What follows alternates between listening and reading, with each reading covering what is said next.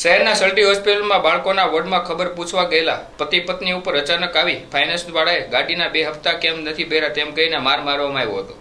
જ્યારે ફાઇનાન્સવાળાએ ગાડીની ચાવી માંગી અને યુવકે ગાડીની ચાવી આપી દેવા છતાં પણ માર માર્યો અને ઈંટોના ઘા કરી યુવકને માથાના ભાગે ગંભીર ઇજાઓ પહોંચાડી અને યુવતીને હાથના ભાગે ઈંટ વગાડી।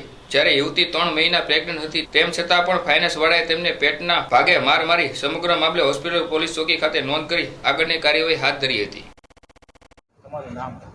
મારું નામ શેખ મોહસિન મહેબૂબભાઈ છે, કુંભારવાડા નારી રોડ।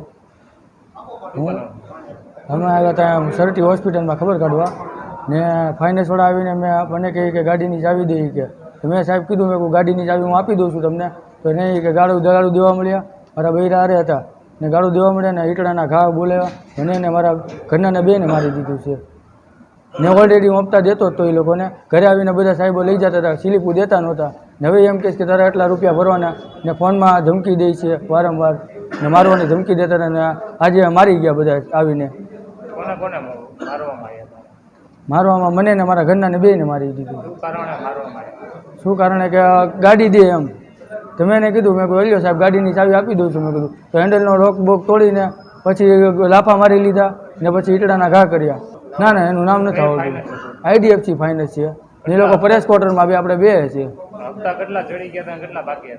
હપ્તા હું ભરતો જ તો ને હપ્તા ચડી ગયા હતા 2 હપ્તા 3 હપ્તા જેવું ચડી ગયું હતું ને હમણાં ધંધો નહોતો એટલે હપ્તા ચડી ગયા, રેગ્યુલર હપ્તા હું ભરતો જ તો ને એ લોકોએ આવી રીતે ચાલુ કર્યું ને બધા ઘરે આવીને જે હોય હપ્તા લઈ જતા હતું।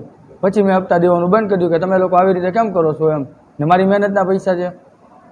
એ જે સાહેબ હારે હતો ને એ પાટું માર્યું છે ને એટલું માર્યું, હાર્ટમાં ઓપરેશન ઓલરેડી કરેલું હતું ને અત્યારે ભાંગી નાખ્યું છે એટલે ઓપરેશન કરવાનું થાય છે એમ છે।